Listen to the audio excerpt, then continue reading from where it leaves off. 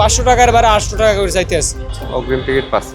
ঠিক গাড়িতে 100-200 টাকা ক্যাশ বাড়তি দাদা, যে ভাড়া 500 টাকা এখন নিতেছে 700 টাকা। বলছে না টিকিট নাই, এর বেশি কিছু বলতে চায় না।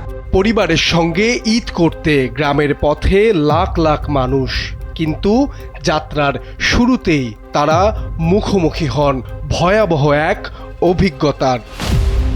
কাউন্টার থেকে জানিয়ে দেয়া হচ্ছে কোনো টিকিট নেই, কিন্তু বাইরে আসতেই ওই একই টিকিট পাওয়া যাচ্ছে দালালের হাতে প্রায় দ্বিগুণ দামে।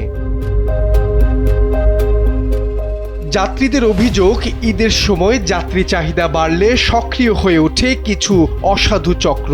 অগ্রিম টিকিট সংকট তৈরি করে পরে বেশি দামে টিকিট বিক্রি করা হয়। অগ্রিম টিকিট পাচ্ছি। বলছে না টিকিট নাই, এর বেশি কিছু বলতে চায় না। ঈদের আগে যাত্রী নাই, আপনার ভাড়া অতিরিক্ত চাচ্ছে পরিবহন। যারা মালিক চুম্বি লোক আছেন, স্ট্যান্ডে গেলে 700-র ভাড়া আপনার 800 করে চাচ্ছে। সেই কারণে আমরা আর অগ্রিম টিকিট ছাড়া হচ্ছে না, কারণ এদিকের অবস্থা অনেক ভয়াবহ। কিন্তু ভাড়া অতিরিক্ত বাড়ায় ফেলছে। আগে ঈদ ঘনিয়ে আসলে আপনার বরিশালের ভাড়াই 800 হয়ে যাচ্ছে। যাত্রী নাই ঠিক আছে, কিন্তু ভাড়া সব গাড়িতে অতিরিক্ত বাড়ায় ফেলছে। আমরা এই কারণে টিকিটও বিক্রি করতে পারতেছি। মালিক সমিতি আগে থেকেই বাড়া দিছে ভাই। এটা তো আমরা ওনারা কিসের জন্য এবার এত তাড়াতাড়ি বাড়া দিল? এটা তো আমরা আগে যেরকম গেছে বছর আমরা টিকিট বিক্রি করছি এরকম টাইমে, তখন এরকম ভাড়া ছিল না। যা ভাড়া ছিল তাই নিতাম আমরা, কিন্তু এবার ওরকম না। এবার এরকম ব্যতিক্রম হয়ে গেছে, বলতেছে তেলের কারণে এরকম। আবার আস্তে আস্তে আরো 100-200 টাকা বাড়তেও পারে। 17 তারিখ দেখলাম এরা 2 ঘন্টা 3 ঘন্টার জন্য যা টিকিট পারছে বিক্রি করছে, তারপর অফ করে দিছে। এখন তো কোনো একটা কোম্পানি দিতেছে না। ঠিক গাড়িতে 100-200 টাকা ক্যাশ বাড়তি দাদা, যে ভাড়া 500 টাকা এখন নিতেছে 700 টাকা। 500 টাকার ভাড়া 800 টাকা করে চাইতে আছে। সবাই তো ঈদ বোনাস চিন্তা করে, আমরা তো ঈদ বোনাস পাই না, তাও আমরা কিভাবে ভাড়া বাড়তি দেবো? ঈদের সময় হয়তো কয় টাকা বাড়তে পারে, তো 50 টাকায় একটা টিকিট 500 টাকা হলে 550 টাকা দিবে, সেটা ঠিক আছে। কিন্তু 700 টাকা 800 টাকা যদি করে তাহলে তো হয় না। তা তো পরিবহন মালিকদের দাবি, অতিরিক্ত ভাড়া নেয়ার অভিযোগ সত্য নয়। তারা বলছেন সারা বছর যে ভাড়া নেওয়া হয় ঈদের সময়ও একই ভাড়া নেওয়া হচ্ছে। আমাদের যে নির্ধারিত ভাড়া, এটা কিন্তু আমরা 12 মাস নিতে পারি না, আমরা ভাড়া কমিয়ে নিই। হ্যাঁ, কিন্তু যখন ঈদ আসে আমরা ওই পুরো ভাড়াটা নিই। আমরা ওই সময় কম নিই না। কেন কম নিতে পারি না? বিকজ আমি যাচ্ছি কিন্তু ভোরে, আসতেছি খালি। তা 935 টাকা আমি ভাড়া নেই সবসময় 700 টাকা। আমাকে তো গভর্নমেন্ট ব্রিজ ভাড়া ফ্রি দিচ্ছে না। বছর যখন মানুষ যখন 500 টাকায় 600 টাকায় 700 টাকায় যায়, ঈদের সময় যখন এটা শুনে 1000 টাকা, তখন তার মাথা খারাপ হয়ে যায়। কেন? ভাড়া বৃদ্ধি। ঈদ যাত্রা নির্বিঘ্ন করতে রাজধানীর বাস টার্মিনালগুলোতে বাড়ানো হয়েছে নিরাপত্তা ব্যবস্থা।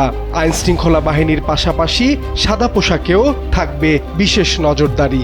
আমাদের বিপুল পরিমাণ পোশাকি পুলিশ বিভিন্ন বাস টার্মিনাল সহ হাইওয়ে সহ সকল জায়গায় মোতায়েন থাকবে। পোশাকি পুলিশের পাশাপাশি আমাদের ডিবি বা স্পেশাল ব্রাঞ্চ এরাও সাদা পোশাকে মোতায়েন থাকবে বিভিন্ন রকম ক্রিমিনাল অ্যাক্টিভিটি প্রতিরোধ করার জন্য। আমরা এই ঈদে আমাদের বিশেষ কিছু বাহিনী আছে, স্কোয়াড আছে, যেমন সোয়াট আছে, বিদেশে প্রশিক্ষণপ্রাপ্ত স্পেশাল টিম, স্পেশাল উইপন সহ এরাও বিভিন্ন বাস টার্মিনাল পাহারায় মোতায়েন থাকবে। অন্যদিকে ঈদ যাত্রার শুরুতেই অতিরিক্ত দামে টিকিট বিক্রির অভিযোগ পাওয়া গেলে ব্যবস্থা নেওয়া হবে বলে জানিয়েছে সড়ক পরিবহন ও সেতু মন্ত্রী। অভিযোগ সাধারণত থাকে যে ভাড়া বেড়ে যায়, সেটা এখনো পর্যন্ত হয়নি এবং হওয়ার সুযোগও নেই। আমাদের আরও মনিটরিং টিমও একটা করা হয়েছে যে ভাড়া যাতে বৃদ্ধি না পায়, নিরাপত্তা যাতে ঠিক থাকে।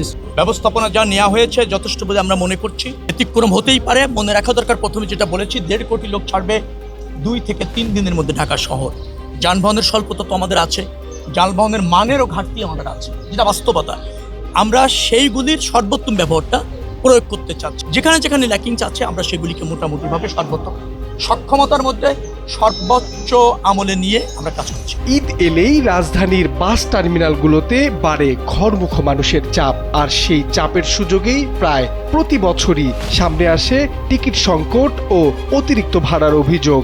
যাত্রীদের প্রত্যাশা, কঠোর নজরদারি থাকলে স্বস্তির যাত্রা নিশ্চিত হবে এবার ঈদেও। মাহবুব আলম শ্রাবণ, সময়ের আলো, ঢাকা।